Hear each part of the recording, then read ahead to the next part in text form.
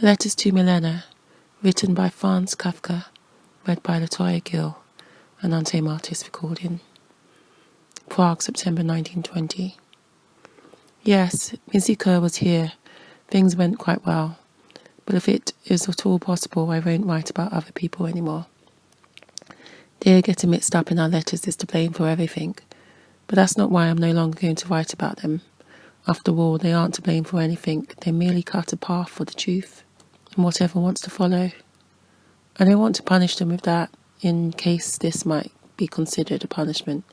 It just seems to me they no longer fit here. It's dark here, a dark apartment where only the inhabitants can find their way, and only them with difficulty. Did I know it would pass? I knew it would not. When as a child I had done something very bad, although nothing bad or nothing all that bad in the public sense of the word, but something very bad in my private sense. The fact that it wasn't publicly acknowledged as bad didn't vouch for my merit as much as it showed the world was blind or asleep. I was amazed that everything continued along its course unchanged. The grown-ups, although somewhat gloomy, kept moving around me unchanged, and their mouths stayed shut and quiet in a natural way, which I had admired from below since my earliest childhood. All this led me to conclude, after having watched a little while, that I couldn't have done anything bad, in any sense whatsoever, and that it was childish of me to fear that I had. Consequently, I could start once again exactly where I had stopped in my first moment of shock. Later, this notion of my surroundings changed. First, I began to believe that other people paid careful attention to everything. Further, that they expressed their opinions clearly enough, just that my eye wasn't sufficiently sharp, although I soon fixed that. But in the second place, although I was still amazed at how imperturbable the others were, if indeed they were so, it still could not be counted as evidence which might be used on my behalf. Fine, so they didn't notice anything, nothing from my being entered their world.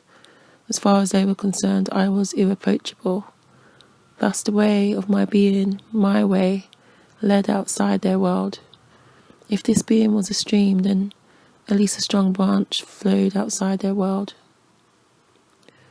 No, Milena, please, I beg you to come up with another possibility for writing. You shouldn't go to the post office in vain, nor even your little postman, where is he, should do so.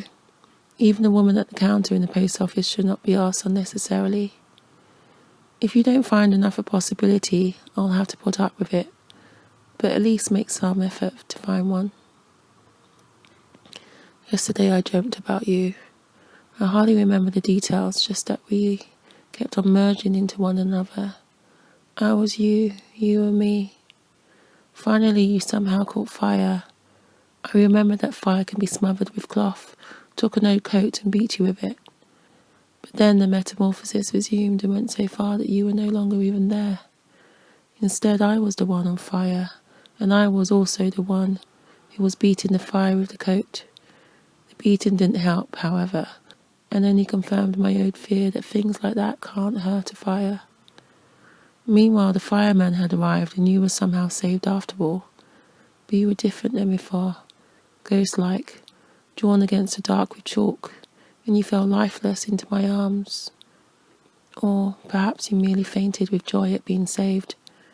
But here the transmutability came into play.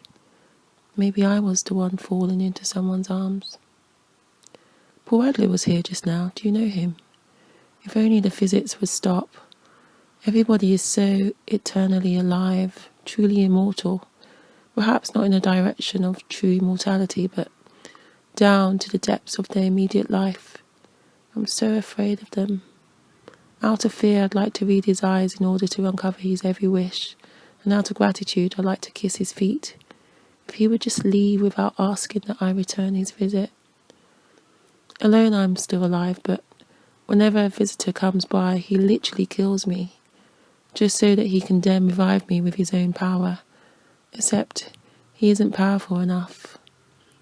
Monday I'm supposed to go see him. The idea makes my head spin.